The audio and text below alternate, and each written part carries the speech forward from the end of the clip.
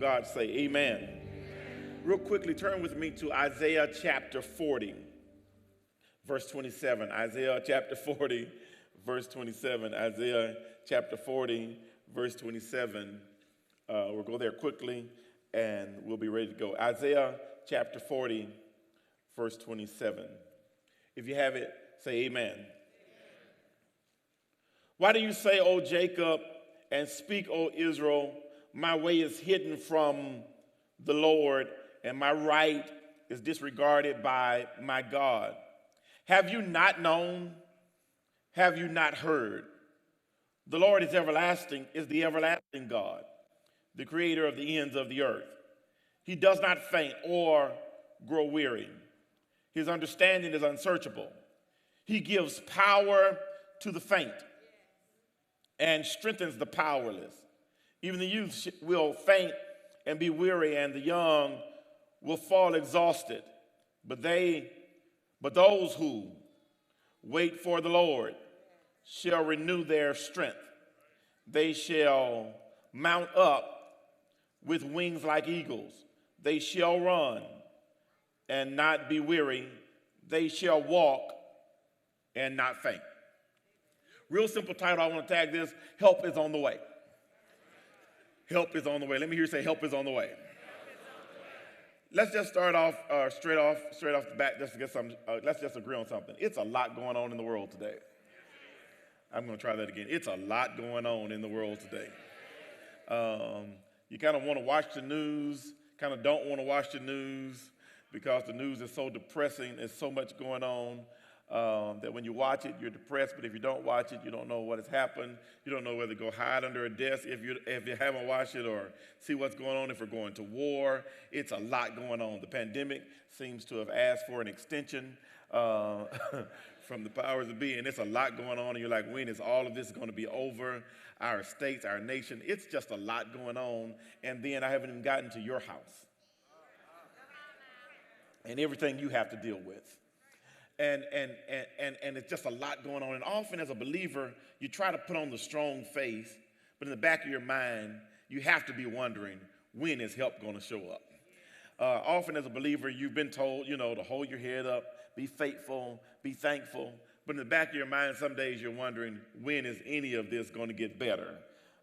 In the book of Isaiah, it's divided in two parts. It's really like the miniature Bible because there are 66 chapters, just like there are 66 books in the Bible. And if you want to ever kind of sum up the Bible and read the Bible in its entirety, you can kind of give Isaiah a look because it sums up the Bible for you. And there's this first half of Isaiah, chapter 1 through chapter 39, that is this impending judgment upon Israel, the people of God, for their disobedience. So chapter 1 to chapter 39 is not that bright because it's judgment and punishment on the people of God for their disobedience. It's captivity, it's hardships. And then when we get to chapter 40, there's a transition. So from chapter 40 to chapter 66, there is this promise of God's deliverance, and things are looking better, and there's a transition to a brighter day. And so by the time we get to chapter 40, Isaiah has been given the task of switching the mood for the people of God and telling them God will deliver. Now the question is not, will God deliver? The question is, what do I do in the in-between time? It's a message of help is on the way, but it's also a message to help give directions on what to do until help comes. The word is God is going to deliver you. My task today is to tell you what that looks like, what that feels like, and what to do in the meantime. And you can see it right in the text. When you get to verse 27, he comes to the people to kind of switch the mood from judgment to hope. And when he finds them, he finds them really kind of frustrated with God, and they're really upset with God, and he starts kind of reprimanding them because he says to them, why do you say, O Jacob, and speak, O Israel, that my way is hidden from the Lord? It is that it seemed to them that God was absent. It seemed to them that God was missing. It seemed to them that God was ignoring them. It seems as though their prayers were going unattended to or unheard. it seems like God had gone AWOL on the people of God. And I know that's a big thought for believers inside of church to admit, because you don't want like lightning to strike or hit you or something. But sometimes in life when you're going through, it seems like God is absent. I know he's omnipresent and God is everywhere at the same time. I get all that. But some days when life really hits, and some seasons when life really hits, for them, they say, it seems like our rights are being ignored. It seems like our call is being disregarded. And I just need to take roll from somebody in here to know sometimes God seems absent in your life. Let me make sure I got the right sermon. Let me stop. Make sure I got the right sermon. Is there anybody that has an area in your life you need God's help in? Got the right sermon. Okay, that's all I want to make sure. Is there anybody in here that knows that there's an area in your life that if God doesn't fix it, it can't be fixed? I really got the right sermon. So let's try this again. But sometimes it seems like the area I need God the most is the area God seems most absent in.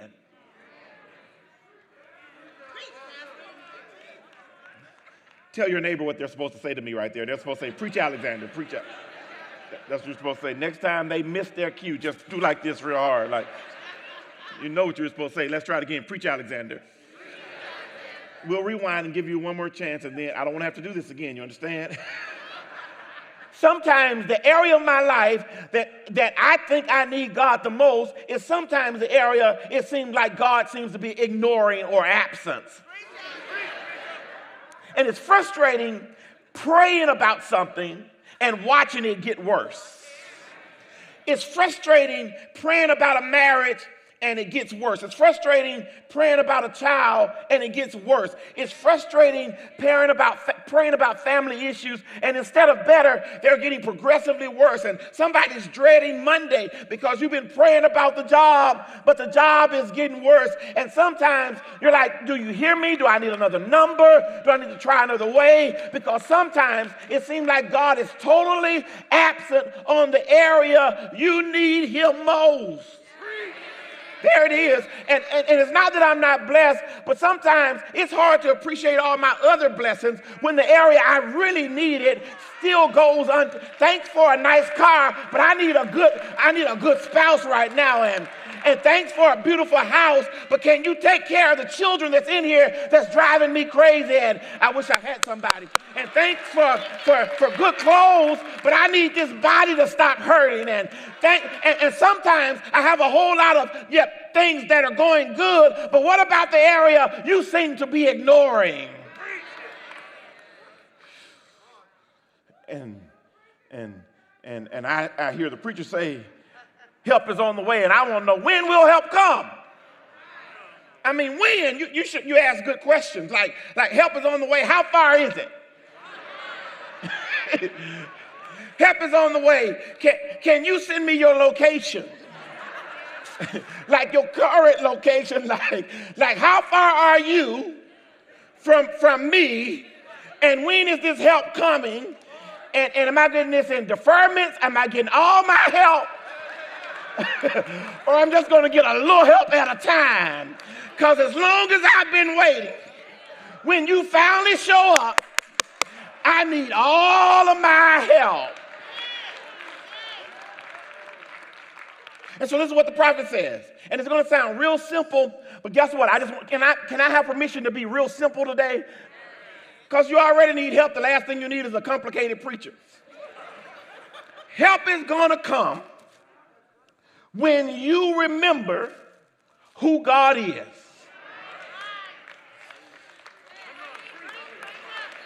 Help is going to come when you remember who God is. Look at the text. He kind of like checks them. He says, wait a minute. For all of you that feels like God is absent, have you not known? Have you not heard? Yeah. The Lord is the everlasting God, the creator of the ends. Remember I said that like that, of the earth. and there is no searching his understanding. Watch this now. He reminds them, to remember who God is. But why do you have to be reminded? Let's just be honest. Because I know you're saying, I know who God is. How can you forget who God is? When life hits you really, really hard, one of the first things we do is forget who God really is. And sometimes when our problems get big, we minimize God to humanness. And sometimes we forget God is not confined to the same restrictions and constraints, preach Alexander, that we are confined to. Isaiah says, I really want to help you by saying, I don't want to give you a new revelation. I'm not trying to drop any new information. I'm just trying to prompt you to remember what you already know. Let me say it another way. My mother told me to quit preaching about her so much. Hopefully she's in church back in St. Luke and not watching. If you really want to know when you were in trouble with Doris Alexander, it's when the speech started like this. I know you know better. Now, they have laws on the books for the things she did to me, so I'm safe now, but and I think she's passed the statute of limitations for being locked up for. I promise, when 45, almost 50 years ago, time out was not a thing in my house. They did what they wanted to do to you, then you took your own time out. You know what? When she got done, I put myself in time out. I need time away from you. That's what I need. But it started off like this. I know you know better. Have you lost your mind? What were you thinking? Didn't I teach you better than this? And the longer the speech, you knew what was coming next was going to get worse. And if you got a mama like mine, if she put her hand on her hip, oh, it was over. It's like, you might as well just say he died one Friday. And he got up early Sunday morning. She said, have you lost your mind? I know you know better. What in the world were you thinking? Now you make me look bad like I haven't taught you anything. Isaiah is saying to all of us that's tripping, like God has left us, I know you know better. Have you lost your mind? If you don't get yourself together, y'all not helping me. Now you got me out here looking bad. I need a few sisters in the room. Put your hand on your hip and look at your neighbor and say, I know you know better. Have you not known? You know better because you've experienced God. You got history with God. You got some background with God. If I was back in my neighborhood, we would say, we're not new to this, we're true to this. I got some yesterday with God. And when you don't like your today with God, just remember your yesterday with God. And something about your yesterday ought to help you pull through your today. Don't touch them because we're in a pandemic, but just look at somebody and tell them, if you don't like your today, tell them, if you don't like your today, remember your yesterday with God.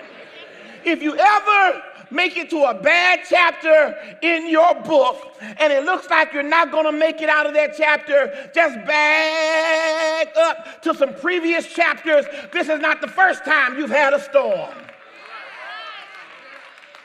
Whew. Have you not known? You know it. You've been there. You've been sick before and he healed you. You've been down before and he raised you. You've cried before and he's dried your tears. You've been lost before and he found you. You've been in darkness before and he gave you light. You needed a bridge over troubled water and he was before. Don't act like he hasn't been there before. Remember your history with God. Have you not known? Have you not known? Then have you not heard? If you don't know by experience, You ought to get yourself together about all the stuff you heard about it. Because everything you heard about it really is true. So here's the thing about heard. Always put yourself, especially when you're going through, around people who have good God talk.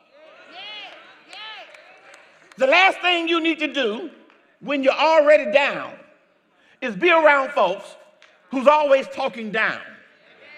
When you're going through, make sure you keep in earshot good preachers, teachers, family, and friends who know how to talk God talk. Said, have you not heard? Heard. Because sometimes what you've heard, although you haven't experienced it, is going to pull you through until you can get to it yourself. I wish I had some information. When we lived in Milwaukee, Wisconsin, there was always ice and snow. You lived in ice and snow. It was the worst thing, you know. We moved from Arkansas to Milwaukee, and I got up, and it was like 4 feet of snow, and I took off my school clothes, and my mother said, wrong state. You're going to school. And so we'd be in the car, and you know, in Arkansas, it just get cold and they close school. And now I get to Milwaukee, and you got to push through snow to get out the door.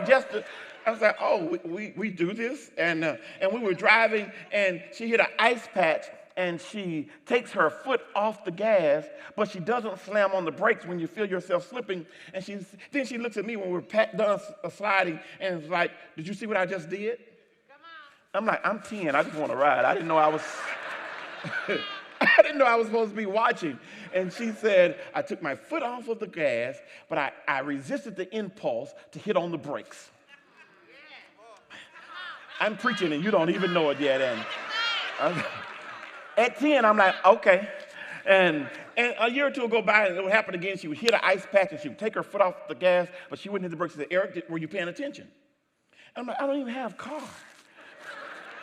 I'm like 12. What am I watching? She says, you're watching that I take my foot off the gas, but you're also noticing that there's going to be an impulse for you to hit brakes and stop. But the worst thing you can do when you hit an ice patch, 10 of y'all should have stood up. You just heard God talk to you because you're going through some stuff and you want to hit brakes so bad. And God said you might not be able to hit the gas, but what I don't want you to do is hit the brake. Who am I talking to in here? Just do like this. Say, you're talking to me. And if you know it's somebody in your house I'm talking to, do like this. You're talking to him. He just won't say amen. Whatever you do, you might not be able to go forward, but don't slam on the brakes. You will make a bad situation worse if you stop doing what God has called you to do.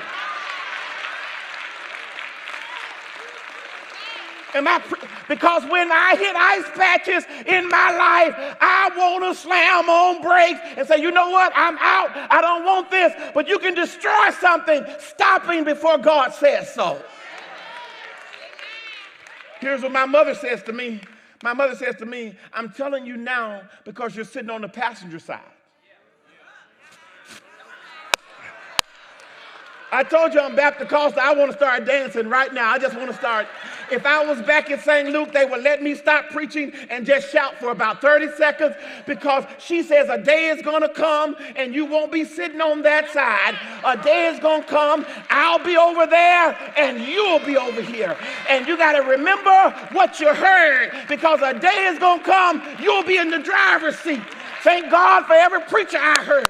Thank God for my mom and my daddy I heard. Thank God for my grandmother telling me about it because now I'm in the driver's seat and sometimes all I have to go by is what I heard. Some days that's all I have is what they taught me, what they told me. All those days dreading Sunday school, now I thank God for Sunday school. All those memory verses they made me learn, I thank God for those memory verses. Because back then it was by choice. It was by force. Now I choose to remember them. Have you not known? Have you not heard? Have I preached to you yet? that the Lord is the everlasting God. I've been preaching 30 years this year. That's hard to believe since I'm only like 32 or 3, you know. But I've been preaching 30 years. I've been pastoring the same church 25 years. And there's this fun thing I do in preaching, and that is when you've been preaching like over 20 years, you have the right to make up words. Read it. It's in there. In the manual somewhere, it gives you right to make up words when you've been in it 25 years. I thank God for the isness of God. Isness, yeah. The Lord is everlasting. Somebody say isness. Isness is, I never have to worry about God being a was God. Because everything he was, he still is. And I never have to worry about God being a will be God. Because everything he will be, he already is. So when I can't find any other help, I can just say the Lord. Yes, everything he was, he is. Everything he will be, he is. And everything I need, he already. He is. He says, before Abraham was, I am. When Moses tried to figure out what his name was, he named himself. First name, I am. Middle name, that. Last name, I am. I wish I had some help in here. I am. What is that? Anything you need me to be? I am. Can't be was because I am. Remember who he is. Remember who he is. He's everlasting. Everlasting. What does everlasting mean? Because you hear that, you know God is everlasting, so that kind of goes over your head like, okay, he's everlasting. But when I'm going through, what does everlasting mean? When I'm going through troubles, everlasting means he's in charge and in control all the time. It means he can never be late. And the reason he can never be late because before time ever started, he already was. And when time is no more, he still will be. Well, let me say it another way. He's Alpha and Omega. That means he's in Sunday, but when you get to a storm on Friday, he was already in Friday waiting on you to get there. You can never show up in a place in time that he is not because he's everlasting. So he's before time, he's in time, and he's after time. So whatever it seems like God is taking too long, chill, because he can't be late. Because what's ever gone wrong before he shows up, if he doesn't like it, he can just reverse it. Preach, Alexander. You remember Mary and Martha sent a message to Jesus and says, our brother is sick. Hurry up and get here. And the Bible says, instead of rushing, Jesus hung out where he was 2 more days, and he was 4 days late. And like, why are you not hurrying up? Why? I don't have to. I don't have to because I'm not stuck or confined to time. When he shows up, Martha checks him, preach, Alexander, and says, if you had been here, our brother wouldn't have died. She tells him in essence, you're too late. He says, I'm not too late. Your brother will rise again. She says, I know he's going to rise in the great resurrection. He says, I am the resurrection.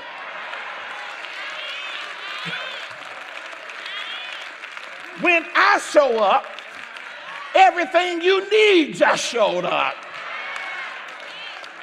Will you high-five yourself and say, never late? He's never too late. Everlasting. He's the creator of the ends of the earth. Now the writer could have just said he's the creator of the earth. And that would have been sufficient enough. But he added an extra detail to really make emphasis on just how much he's in control of. He's the creator of the ends of the earth. Now, if a preacher does all that to make a point, you're supposed to get with it. Don't kill my thunder. Let's try it again. He's the creator of the ends. There it is, the ends of the earth. That means not just earth, But wherever you go in life, in the darkest corner of the world, because sometimes you can slip into a dark corner in the world. In the smallest, because when I'm going through, I'm not posting about it. I'm not tweeting about it. When I'm really going through, I get real quiet. I push back from everybody. I kind of disappear, only do what I have to do. And then I go in my small little bubble. I want to rush home. I want to ignore the phone. I hate to hear the garage go up, because that means somebody else is coming home. And I really just want to be in my own world. But when I get to the smallest area of my world, then I hear Isaiah say, he's the creator of the, he's right in there. So since he's the creator, that means in understanding of creator, the creator is always greater than everything he created. So if I created it, I can control it. Preach Alexander.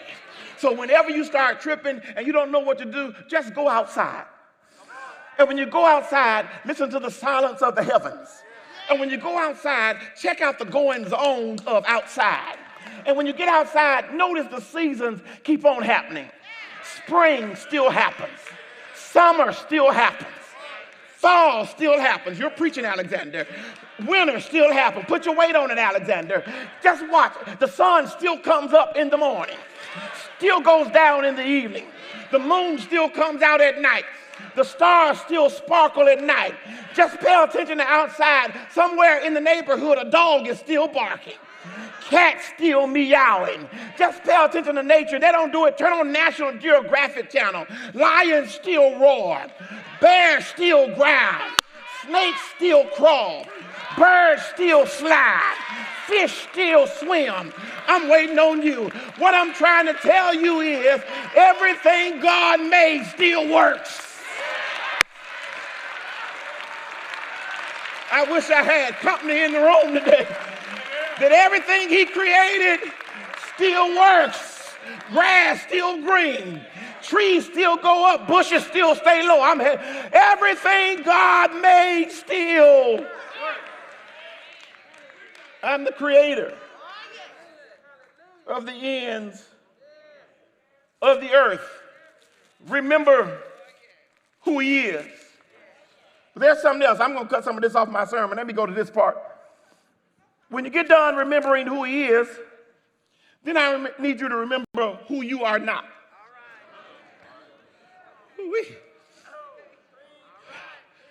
Remember who God is. And I told you who he is and what he can do. Let me tell you, there's some things God cannot do. Oh, come here, child of God. Now, my grandmother would grab me off this stage right now and say, have you lost your everlasting mind? Did you just say there's some things God can't do? Bible just showed you. Look at the text. It says there's some things he can't do. He can't faint and he can't grow weary. It's impossible for him to get tired. And it's impossible for him to worry about. I wish I had some help in here. Why? Because he has all the answers. Now, here it is. Once I remember who he is, help is on the way. But then I got to admit who I am not. God is everlasting. You are not. God is the creator. You are not. God knows everything. You do not. God has all the answers. You do not. Admit you don't have power. Whew-wee. The text does not say you don't have some power. The text says he gives strength to the powerless. That I'm totally, completely powerless and insufficient. Scoot up, lean in. I can do nothing, be nothing, say nothing, accomplish anything without the Lord.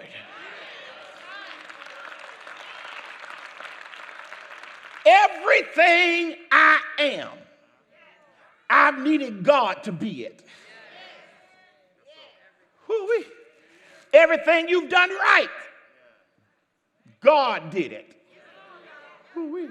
And here, since we have this ice storm, and it's fresh on your mind, let me just use the ice for example. It only takes walking on one patch of ice to knock you off your feet. There's a group of people who wait for me when I'm at church, and they wait no matter what, and they just stand at the back door of the administration wing talking and laughing until I'm done, and then we walk out together most of the time to the cars talking, clowning, and laughing. And last Saturday we had a funeral, and after the funeral, they were downstairs waiting while I was doing everything and speaking to the family, and when I came downstairs, they were talking and laughing like normal, waiting on me to come so we could go to the cars. But when we opened the door, there was nothing but a sheet of ice. And folks started holding hands that have never held hands. And everybody was holding on to each other. And then normally we just walk out without paying attention to our surroundings. We start paying attention to every step. We started being conscious about who was around us. We started being careful not to go too fast. Y'all not helping me. Then you start making sure you had the right people close by. I have a real big security guard. He's like this big, yeah. And he was behind me. I said, no, partner, get in front of me. He said, no, I got you back here. I said, no, I might fall forward. I need something to fall on. And then I got my 16-year-old son, and I got him behind me. And then I'm holding on and walking sideways because I got on church shoes. And last thing I want with my cute self, thinking I'm sharp, is to end up upside down. But I became fully aware all it takes is one patch of ice to turn you upside down. You think I'm talking about outside? All it takes in life is one trip to the doctor to turn your world upside down. All it takes is from one car to run a red light and turn your life upside down. You're not talking to me. All it takes is for one child to go left and turn your life upside down. You'll help me preach in a minute. I know you got a great job, but all it takes is one trip to the boss's office to turn your life upside down. You are powerless, and every morning you get up, help is only going to come when you admit you need some help. Every morning you got to get up and say, I need you. I can't make it without you. And Lord, if you move, I'll fall. Now I know what you're saying. If I'm so powerless, how did I make it this far? He brought you. If I'm so powerless with all of my degrees, how do I know what I know? He taught you. If I'm so powerless, why am I still here after all these years? He's kept you. Where I am, he brought me. What I know, he taught me. What I have, he gave me. Who I am, he made me. And I'm not worried because he never left me. Remember who you are not. Remember, I've been preaching 30 years, I told you, but every time I go to the pulpit, it starts like this. The trip up the step, I say, Lord, be gracious. Because you've never been doing it so long that you just got it down pat. One of the biggest problems with Christians is we become self-reliant. And we become prideful. And we start thinking we're self-sufficient. But every day, you need to get in a weak, vulnerable position and say, God, if you don't help me today, I can't do it. There's a song we sang growing up that said, I need thee. Oh, I need thee. Remember who he is and help will come. Remember who you are not. Even the youth faint. So quit wishing you were younger. Young folks faint. Even young men, that word there, young men, is really battle or warrior or athletic person. Even the champions of the world get old and tired. You wear Jordans, you don't want Jordan on your team right now.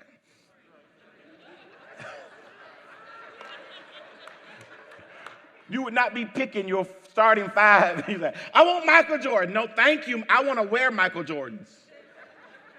Why? Because even the best of us get tired. Help will come when you remember who he is. And then help will come when you remember who you are not. Then I'm closing with help will come when you wait on him. Now, this wait is not a wait, passive wait of doing nothing. Keep doing what God has called you to do until God changes the situation. You heard about the clock that had a nervous breakdown? Yeah. Straightway the clock was sitting on the shelf, ticking, brand new, ticking away. And straightway the clock started thinking about how many times he had to tick. Y'all say amen to my little story. And straightway the clock started talking to himself, and straightway the clock says, you mean tell me I have to tick 2 ticks a second, 120 ticks a minute, 7,200 ticks an hour, 172,800 ticks a day, 1,200,600 ticks a week, times 52 weeks, that's 62,899,200 ticks a year. He just fell apart. The owner took him to the doctor. The doctor worked on the mainspring, got the mainspring straightened out, and then he asked the clock, now, Mr. Clock, what's wrong with you? He says, well, doctor, I thought about it. I have to tick 2 ticks a second.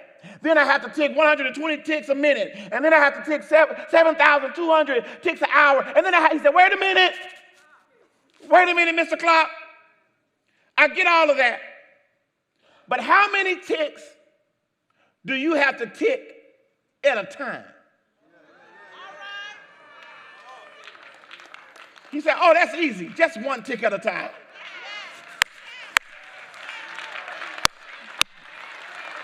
It went over somebody's head. I'm going to give you a minute.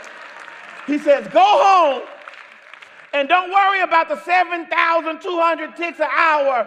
Just focus on ticking 1 tick at a time. And since I've been pastoring St. Luke Baptist Church for 25 years, some days I just want to ask God, where are you? And I hear him saying, find your tick and just keep ticking till I make it better. Sometimes in marriage, you want to just throw your hands up. He says, find your tick and keep ticking till I make it better. Sometime in parenting, who am I talking to? You just want to give up. He says, find your tick and keep ticking till I make it better. Look at somebody and say, just keep on ticking. Wait on him. Waiters are stayers. And if you wait, if you trust him, if you stay in the right position, he'll renew your strength. And I looked up the word renew in the Hebrew. It's the word to change you. The more I stay in position doing what God has called me to do, he starts strengthening me.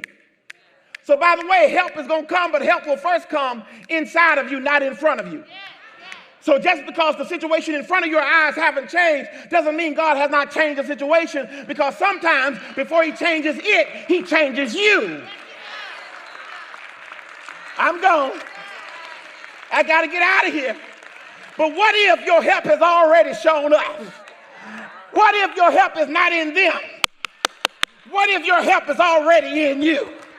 And what if you just need to stand up and tell yourself, greater is he that's in me than he that's in the.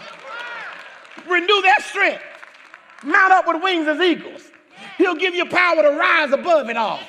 Then run and not be weary. He'll give you power and strength to run through it. And then walk and not faint. Wait, that's not how I would have written that. That seems very anticlimactic to start with mount, move to run, and then end with walk. Just seemed like, in my little finite mind, it would have been better to start walking, move into a run, and then end up flying. I wish I had somebody. But what the Lord is saying, sometimes in life, I'll snatch you out of it and give you power to rise above it. But the stronger you get, you don't have to flap your wings and fly out of it. The stronger you get, You can run through it. I'll give you power to run through it. But when you trust me like you ought to trust me, I don't have to snatch you out of it. When you trust me like you ought to trust me, you don't have to run quickly through it. But when you trust me like you ought to trust me, you can take a deep breath. You can calm down and walk through it. I ain't got to be snatched out of it. I can take my time, chill out, and walk through it. I heard David say, yea, though I walk through the valley. Why are you still shouting about walking? Because I'm not walking in the valley. I'm walking through the valley. Why are you not tripping? I don't have to. Nothing in the valley can hurt me, because when I'm walking, guess what? He's walking with me. There's an old hymn where I grew up to say, and he walks with me. And he talks with me. And he tells me I am his child. So go home tonight. Go to bed tonight. Turn off the lights tonight. And when you get up in the morning, don't fly out. Don't run out. Just walk through it.